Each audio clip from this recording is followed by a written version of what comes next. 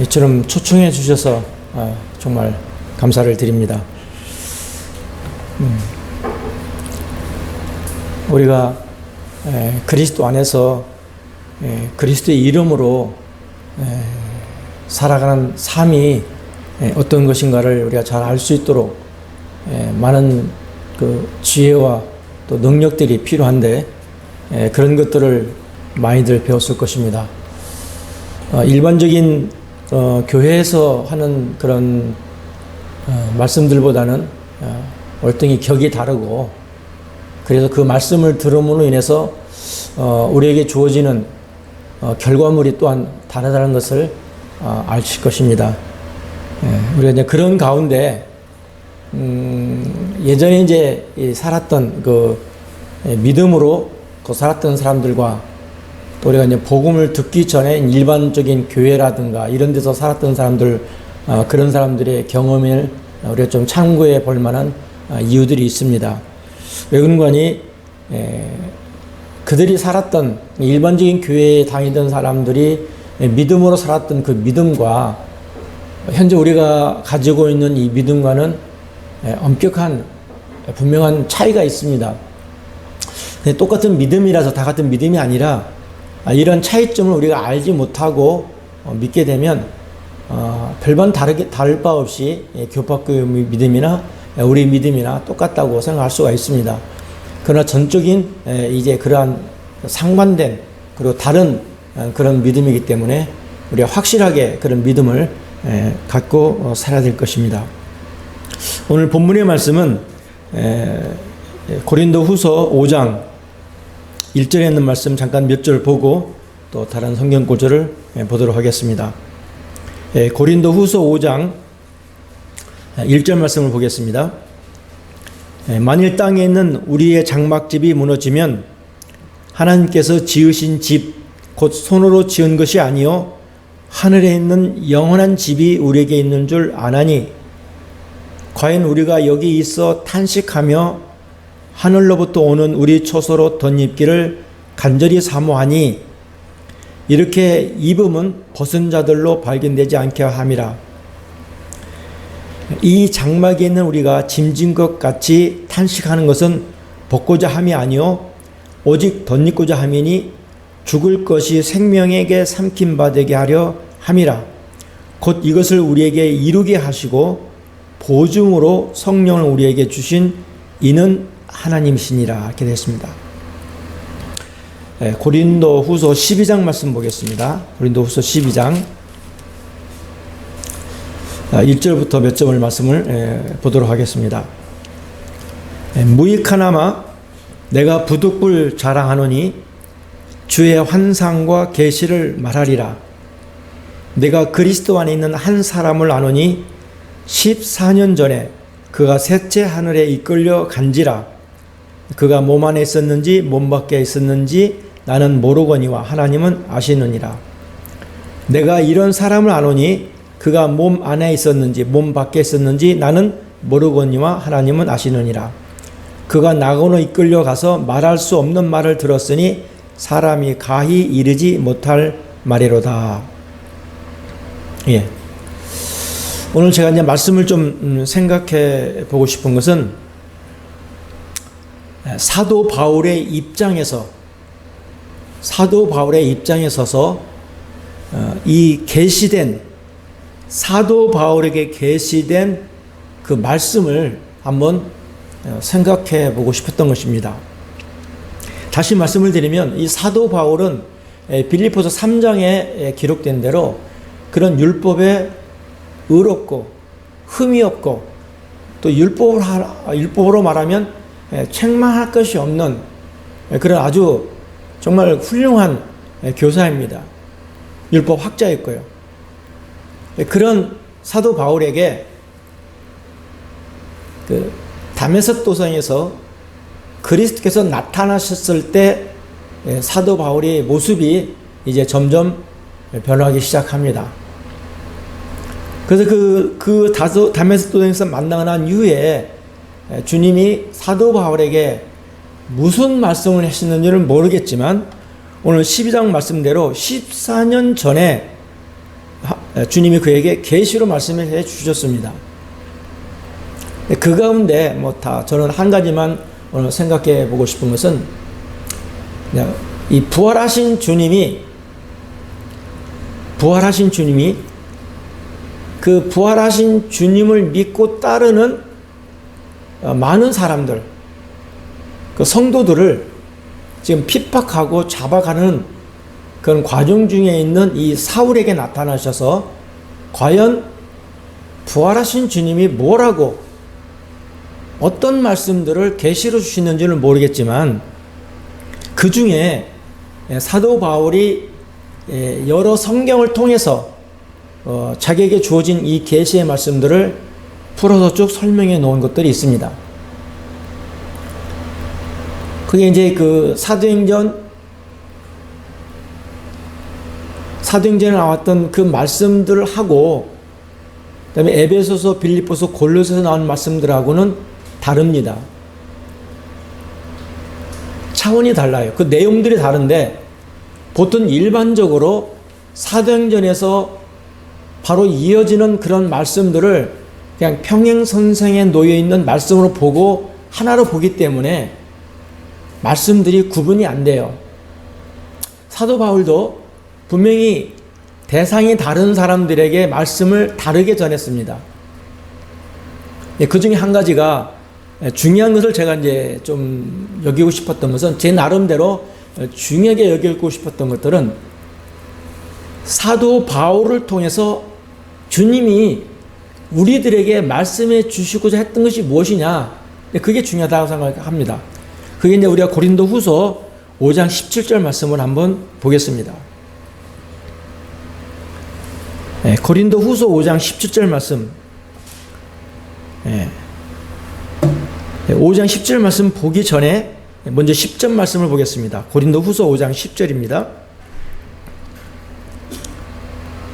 이는 우리가 다 반드시 그리스도의 심판대 앞에 드러나 각각 선악간에 그 몸을 행한 것을 따라 받으려 함이라. 자, 사도 바울이 이 말씀을 하실 수 있는 이유는 뭔가 하니 5장 1절부터 쭉 말씀 우리가 한번 되새겨 봐야 됩니다. 그러면 이 말씀을 우리에게 주고자 하시는 그 목적이 뭐냐면 바로 17절로 돌아가게 됩니다.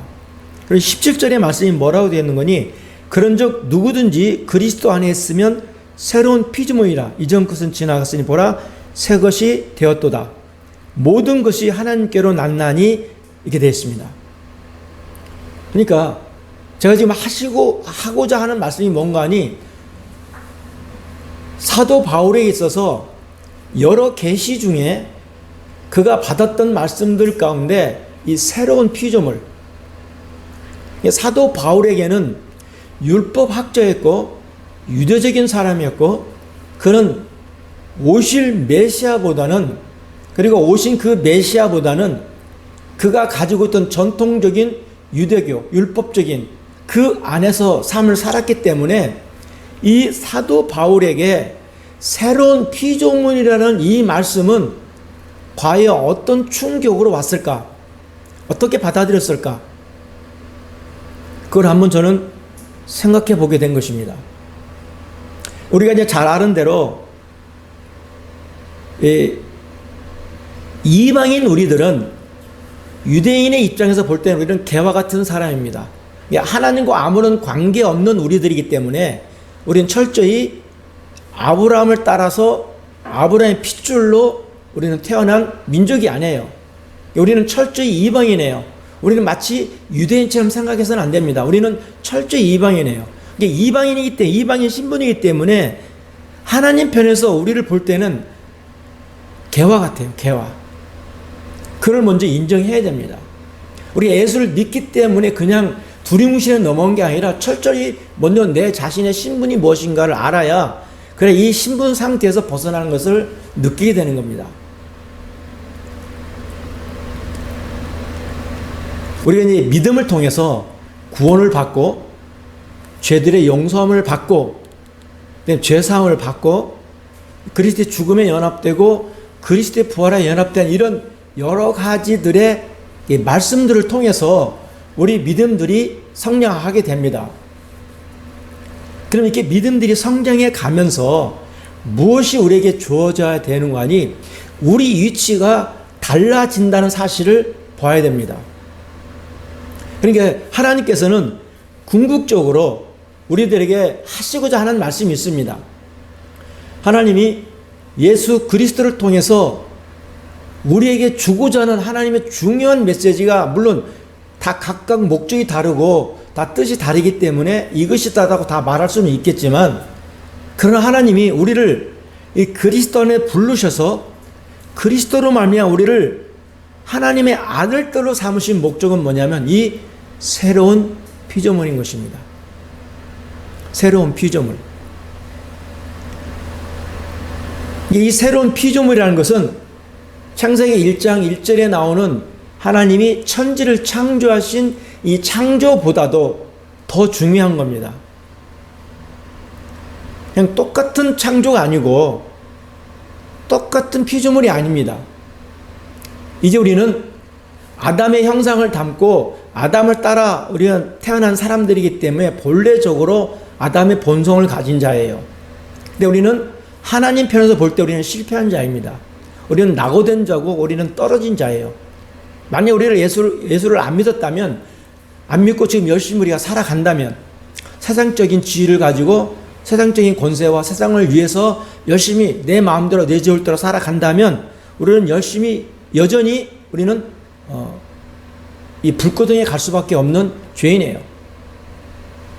단순하게 생각하면요.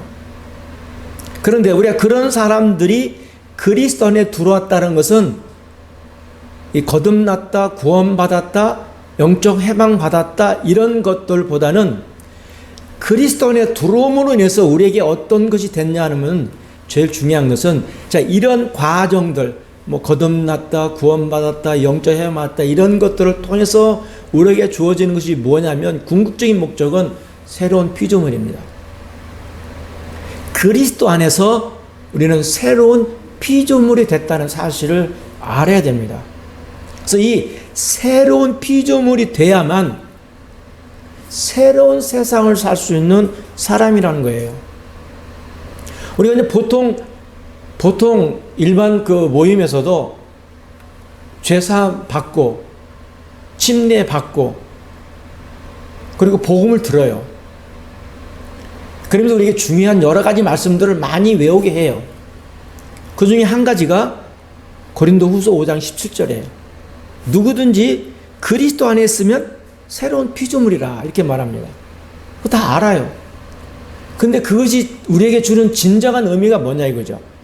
하나님이 이 새로운 피조물이라는 목적을 가지고 있었던 게 뭐냐 이거죠.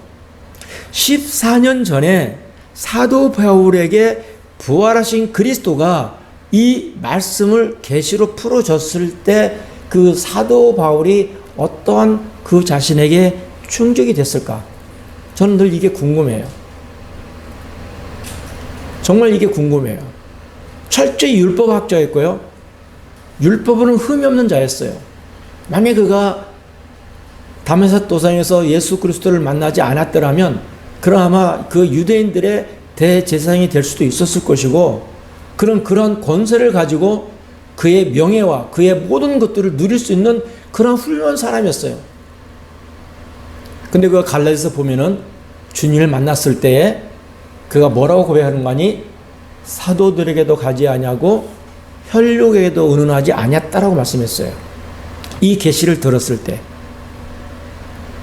이 사도 바울에게는 이 부활하신 그리스도를 통해서 하나님의 무궁한 그 원대한 하나님의 목적들을 아마 설명했을 것입니다. 주님이요. 그래서 에베소 1장의 말씀 보면 정말 우리가 이미 이루 말할 수 없는 무수히 많은 사람들이 그 에베소서 말씀을 강의하고 책을 쓰고 무수히 많은 사람들이 이 에베소 말씀들을 썼어요. 그런데 정말 우리가 이 영적 해방을 받고 나서 에베소 말씀을 보니까 그 전에 수많은 책들과 수많은 말씀들과 수많은 경험을 했던 에베소 말씀들이 다 밀물처럼 나가버리게 됐어요. 아무것도 아니더라고요. 이게 영적 해방을 받지 않은 상태에서 에베소서를 보게 되면 마치 이 벽에 있는 벽이 가로막힌 상태 속에서 에베소를 보는 것처럼, 고린도후서 3장에 나온 것처럼 수건이 가려서 그 영광을 보지 못하게 하는 것처럼 에베소 영광을 보지 못했던 거죠. 이와 마찬가지로 우리가 새로운 피조물이 되지 아니하면, 그래서 이 새로운 피조물이라는 것이 무엇인가를 알지 못하면, 다시 말하면 그리스도 안에서 우리를 새롭게 창조한 하나님의 목적이 무엇인가를 알지 못하면 우리가 새롭게 사는 것에 대해서 능력을 발휘할 수 없는 거죠. 또 심하게 말하면 아무리 정말 우리가 지금 새로 배우는 이 영적 해방을 받았다 할지라도 이 새로운 피조물이 주는 이 놀라움을 알지 못하면 또한 이 영적 해방을 누릴 수가 없어요. 다시 말씀을 드리면 이미 창세 전에 하나님께서 이 세상을 창조할 때도 삼위 하나님이 함께 창조하셨어요. 이 세상을 창조할 때도. 마찬가지로 이미 하나님의 안에, 이 하나님 마음 안에 감춰놓고 가졌던 그 비밀이 뭐냐면 이 새로운 피조물을 통해서 형성되어지는 무리들, 그 무리들이 바로 교회를 이루는 하나님의 비밀들을 가지고 계셨던 것입니다. 그래서 이 새로운 피조물이 되는 것, 새로운 창조가 되는 것, 이건 굉장히 중요합니다. 왜 그런 거 아니? 구약에는 아버지 하나님께서, 여호와 하나님께서 이스라엘 백성들에게 무수히 많은 말씀들을 했어요. 그는 그들에게 직접 말씀했고 천사가 와서 말씀도 했어요. 근데 한 가지 중요한 사실이 뭐냐면 그렇게 그들에게 선지자에게 말씀하고 왕에게 말씀하고 또는 이 중요한 사람들에게 선견자에게도 말씀을 하시지만 그러나 그들에게는 직접 성령이 임하시진 않았어요. 왜요? 그리스도께서 오셔서 이 죽으시고 부활하시기 전까지는 이 땅에 성령이 임하시지 않으셨어요. 그러나 주님이 죽으시고 부활하시고 난 후에 성령이 이 땅에 오셨고 그리고 우리 안에 임하셨어요. 그럴 때 지금 우리는 그리스도 안에서 그리스도의 그 생명으로 새로 지음을 받은 자입니다. 새로 지음 받았다는 거예요. 마치 하나님이 말씀으로 유기를 창조했던 것처럼 이제는 우리는 그리스도의 그 부활의 능력으로 우리를 새롭게 창조했다는 겁니다. 이제 오늘 새롭게 빚어진 거예요. 지금 현재 나는 나예요. 이 몸은 이대로 있어요. 이게 달라진 게 아닙니다. 이게 변화된 게 아니에요. 그러나 내 속에 있는 이 속사람, 내 속에 거하는 이 성령을 통해서 나 자신이 그리스도로 말미암아 다시 새롭게 창조된 창조물입니다. 갈라디아서도 6장에 사도 바울이 이렇게 고백해요. 할례나 무할례자나 다 필요 없다는 거예요. 오직 그리스도 안에는 새로운 피조물 뿐이라는 거예요. 새로운 피조물. 그냥 이건 새로운 피조물이라는 말 한마디로 그쳐버릴 게 아니라 이 새로운 피조물이 가지고 있는 이 충격을 우리는 알아야 됩니다. 만약에 내가 미국이라는 나라로 완전히 이민을 갔어요. 이 한국이라는 나라를 등지고 떠나서 여기 모든 이 내가 가지고 있던, 내가 여기서 지금 이 한국에서 태어났던 살았던 그 모든 것들을 청산하고 다 청산하고 이제 내가 새로운 나라 미국으로 이민을 갔어요. 그러면 나는 미국에 가 살면 여전히 어떤 사람입니까? 나는 한국 사람이죠. 한국 사람이면서 어디에 살아요? 미국이라는 땅에 살고 있습니다. 그러면 여전히 나는 한국 사람이지만 미국이라는 나라 땅에 사람이 살면 내가 어느 나라 법을 따라야 돼요? 미국 법을 따라야 되잖아요. 그래서 미국 시민권을 갖고 미국 법을 따라가는 미국 사람이 돼야 돼요. 나는 한국 사람이지만 영어도 할 줄 알아야 되죠. 미국적인 사고방식을 가져야 돼요. 그리고 미국 사람들의 생활풀습을 알아야 돼요. 그들의 문화를 알아야 돼요. 그들이 어떻게 사람을 대하는지, 그들이 조직의 문화가 어떤 것인지, 그들의 정치가 어떤 것인지, 이런 것들을 배워야 돼요. 그래서 미국이라는 나라의 문화에 내가 적응을 해야 돼요. 다시 말씀드리면 나는 여전히 한국 사람이지만 미국 땅에 가서 미국 사람으로 다시 태어나야 돼요. 그래야 문화 충돌이 일어나지 않습니다. 예를 들어서요, 미국 사람이, 내가 이제 미국에 갔는데도 불구하고 여전히 한국 사람처럼 행동하고 한국 사람처럼 사고방식을 가지고 한국 사람처럼 이해하고 한국 사람의 문화를 벗지 못하고 그대로 살아간다면 충돌이 일어날까 안 일어날까요? 충돌이 일어나요. 그래서 미국 사람이 주변에 있는 사람들에게, 미국 사람들이 싫어하잖아요. 김치 냄새, 특히 청국장 냄새. 난 미국 땅 살면서 난 내대로 살 거야. 내가 돈 주고 시민권 샀고 돈 주고 내가 이 땅에 와서 내 집 짓고 내 맘대로 사는데 왜 내 주권을 방해해? 하면서 이웃을 무시하고 내 맘대로 살아가요. 충돌이 안 일어날까요? 일어나요. 뭐 어떻게 살아야 돼요? 그 나라의 문화에 맞게 내가 새로운 사람으로 돼야 돼요. 이 새로운 피조물도 마찬가지입니다. 지금 우리는 이 땅에 있지만 우리는 지금 어디에 들어가는 거니? 그리스도 나라에 들어온 새로운 피조물이에요. 이 새로운 피조물이라는 게 그런 의미입니다. 우리는 새롭게 지음받은 거예요. 완전하게. 고린도후서 5장 10절 보세요.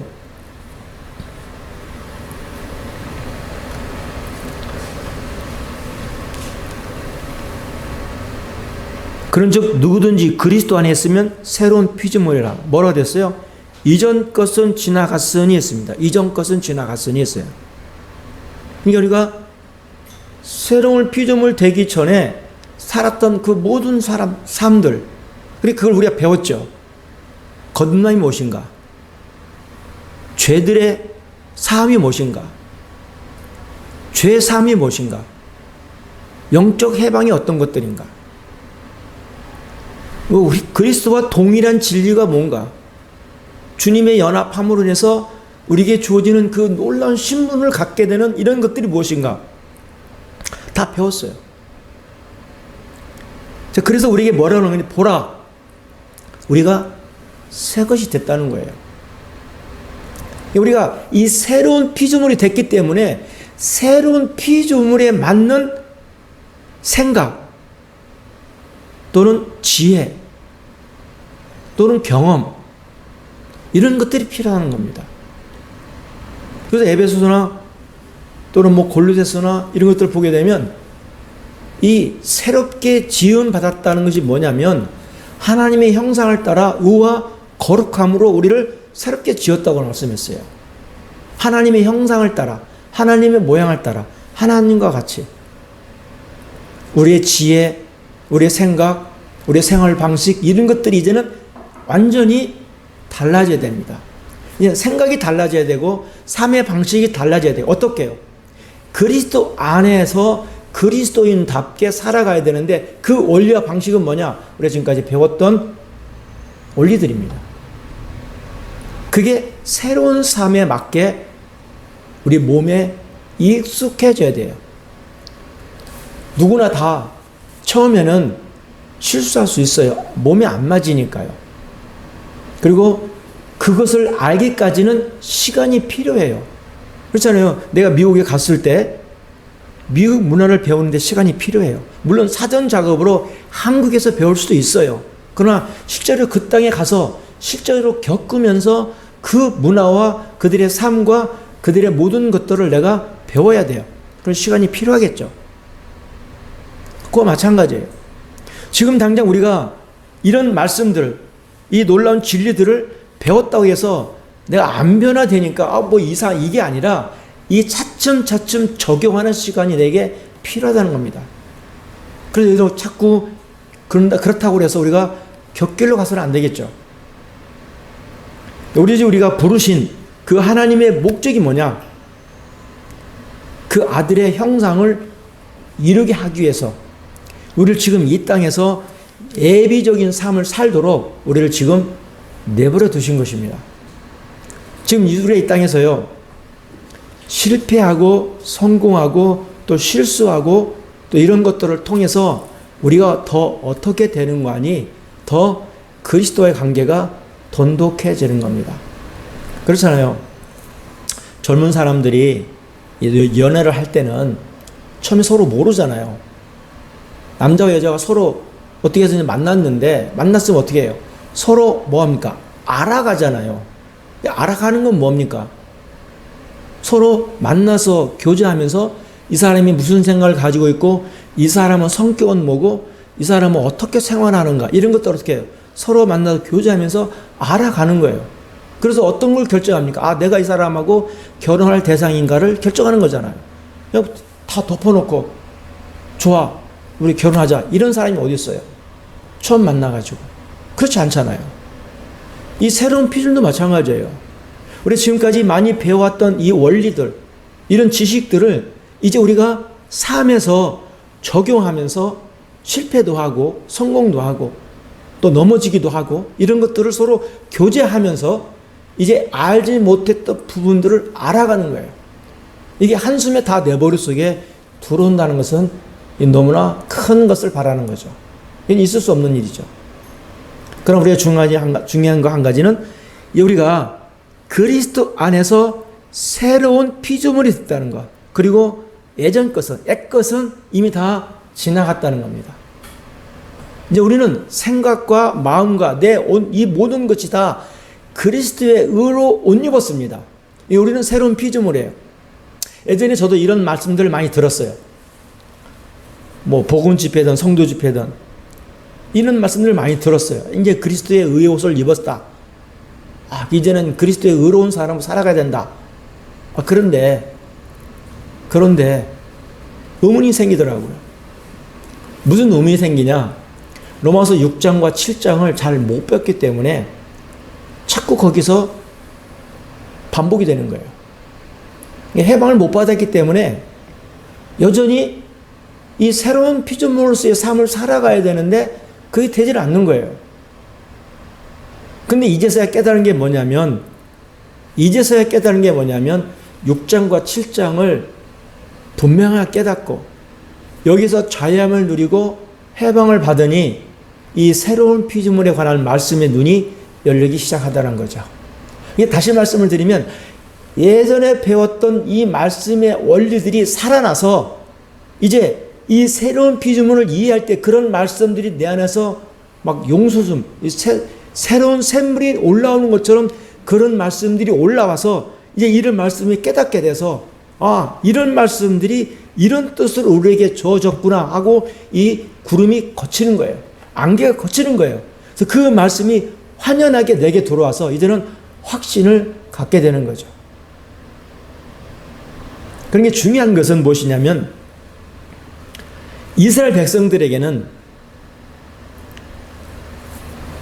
애굽도 있었고요, 홍해도 있었고, 광야도 있었고, 요단도 있었어요. 그래서 출애굽기 15장 말씀을 보게 되면 그들이 애굽을 나와서 홍해 앞에서 죽음을 느끼잖아요.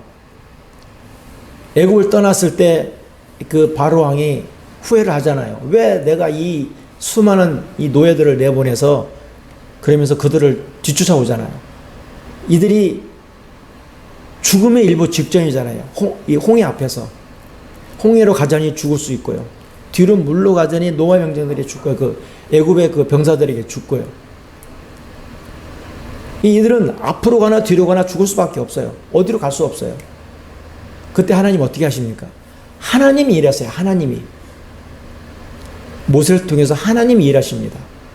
그리고 그들이 홍해를 건너고 난 후에 15장의 말씀 보게 되면 고백을 하게 되는데, 그들이 아직 광야도 가기 전 그리고 홍해를 막 건너왔을 때 그들이 큰 기쁨을 누리면서 그들의 고백이 뭔가 하니 그들을 그 하나님의 처소인 이 가나안에 심으실 것이라는 이 약속의 말씀들을 되뇌겨요.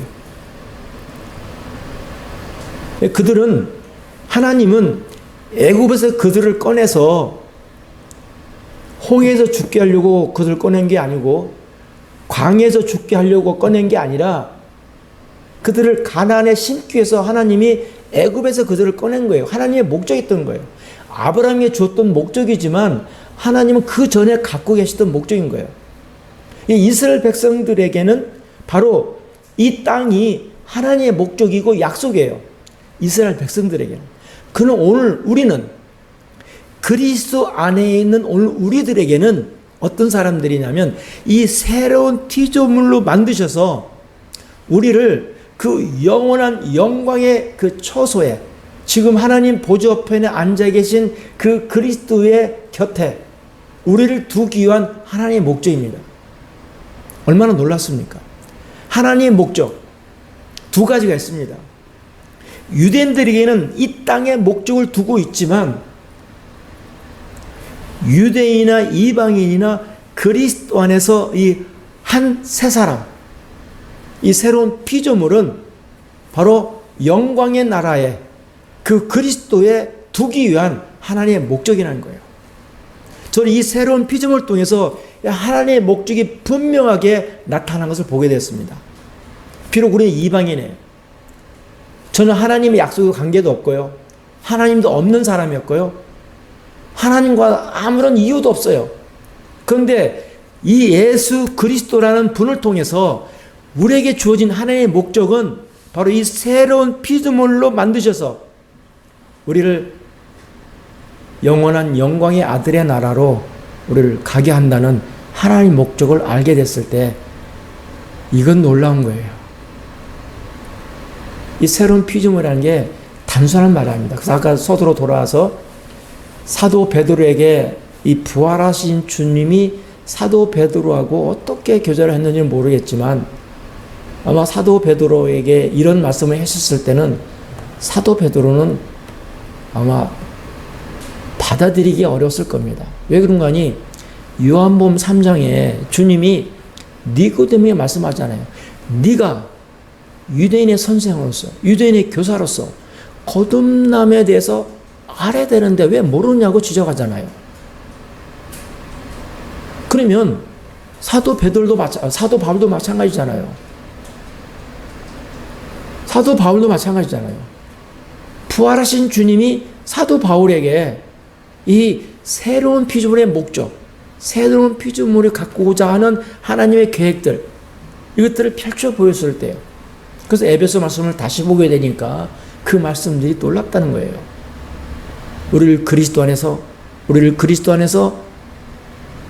이 창세 전에 우리에게 가졌던 하나님의 놀라운 목적들을 깨닫게 될 때 이건 정말 이루 말할 수 없는 겁니다. 이건 고대하고 기다렸던 사람에 대한 기쁨입니다. 그렇잖아요. 우리가 이 선물을 받을 때 선물을 누구로부터 받을 때 자기가 정말 갖고 싶은 선물, 정말 이건 내가 돈을 모아서 사야지. 그리고 정말 자기가 갖고 싶은 귀중한 선물이 있을 거예요. 그래, 이건 내가 좀 비싸니까 시간을 두고 돈을 모아서 살 거야. 그런 선물. 근데 어느 날 누가 그것을 알았는지 포장을 아름답게 싸고 또 싸고 또 싸고 또 싸서 그 포장 속에 그 선물을 가지고 나에게 줬어요. 그게 나는 좀 모르잖아요. 그 뭔가 하고 포장을 뜯고 보니까 자기가 정말 깊이 묵상했고 깊이 가지고 싶었고 정말 지금 돈을 모으고 있는 그러한 귀중한 선물을 그게 지금 눈앞에 나타나면 그 사람의 심정 어떨까요? 그냥 단순할까요? 그냥 선물로 받아줄까요?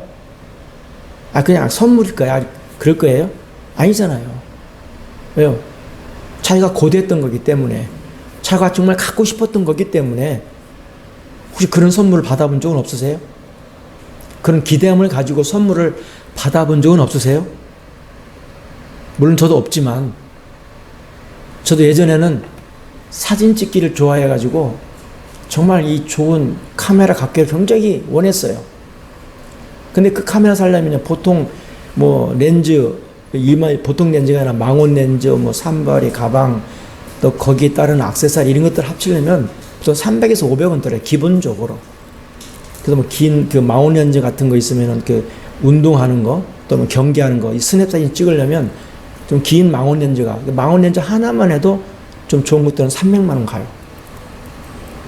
이런 장비를 구하려면 굉장히 돈이 들어요. 이게 포기를 한 거죠. 갖고 싶어도 돈이 없으니까. 그런 것들, 지금의 소망인데, 그런 것들 누가 나한테 정말 나도 모르게 포장으로 선물해 준다면, 정말 그 기쁨은요, 뭐라고 표현할 수 없을 거예요. 왜요? 내가 갖고 싶은 소망이기 때문에. 그런데, 이 말씀을 통해서, 그냥 우리에게 단순한 소망이 아니라, 이 놀라운 소망들을 주셨어요.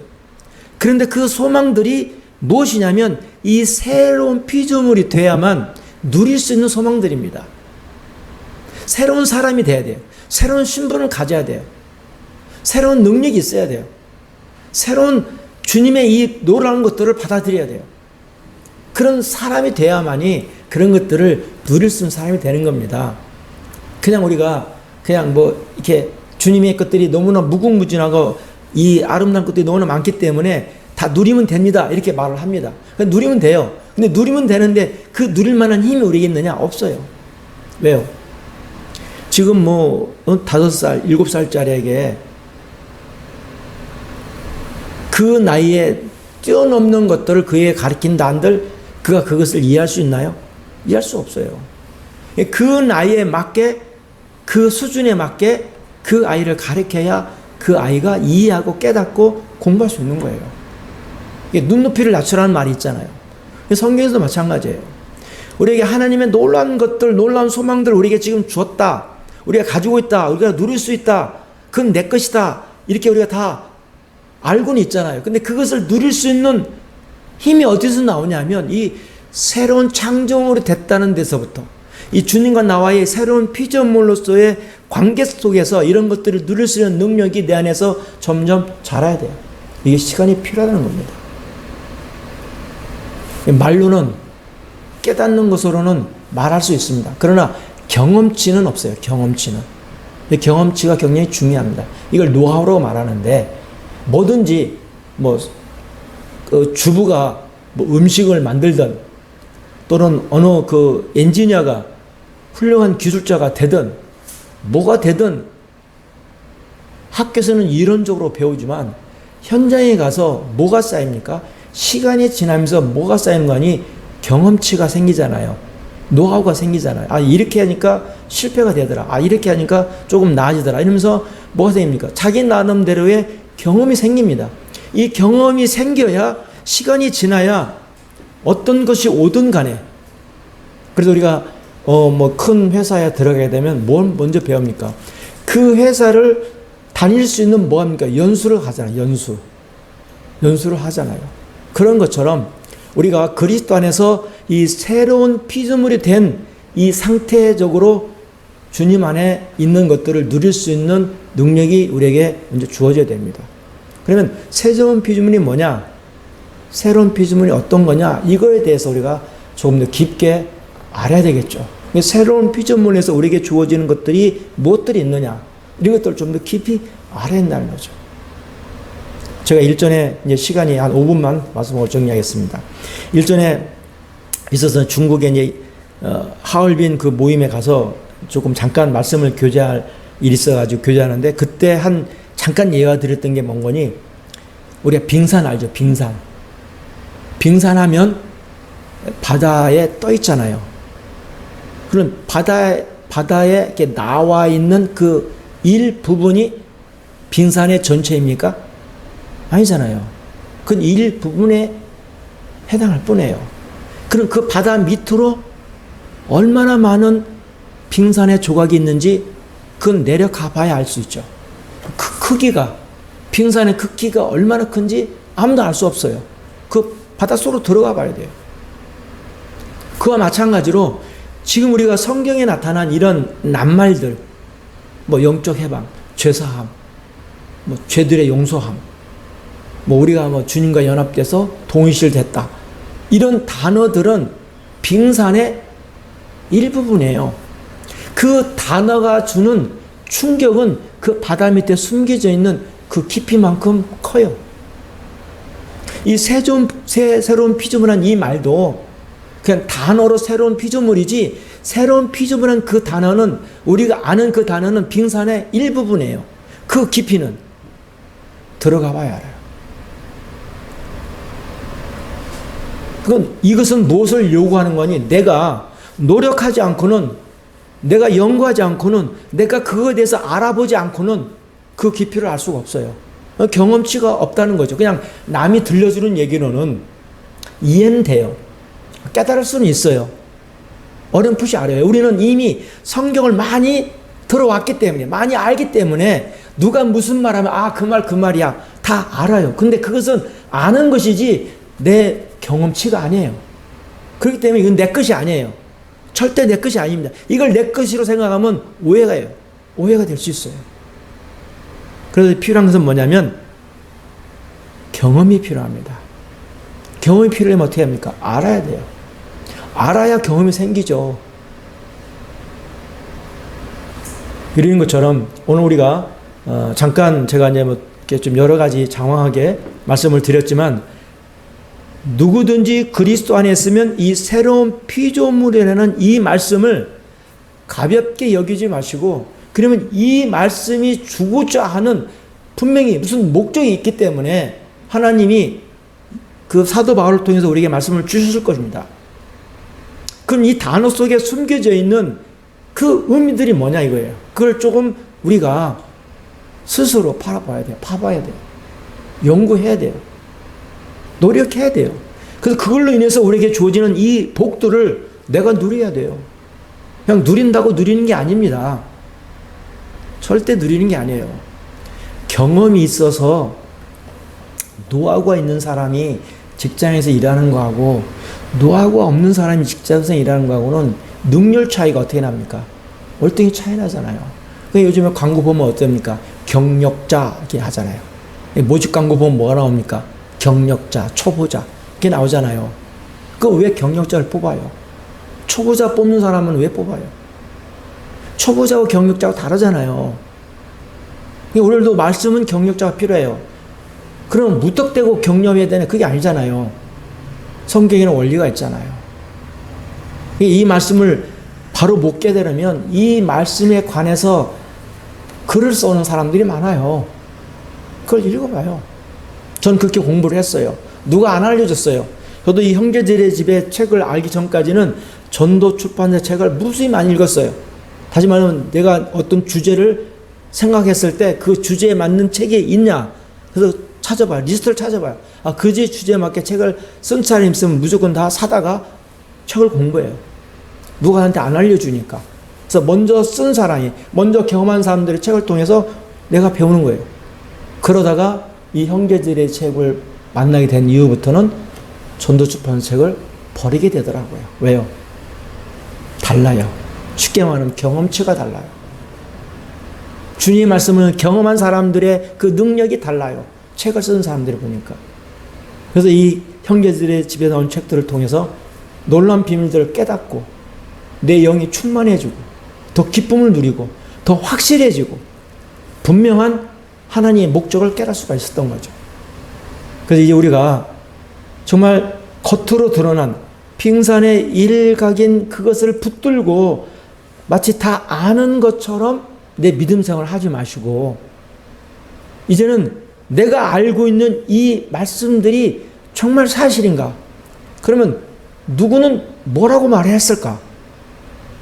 누구는 어떻게 이 말씀을 해설했을까? 어떻게 글을 썼을까? 라는 것들을 책을 통해서 좀 자기 것을 만들어서 좀 더 분명하고 확실한 말씀 안에 믿음의 삶을 살아가는 이 믿음의 성도들이 되기를 바라는 것입니다.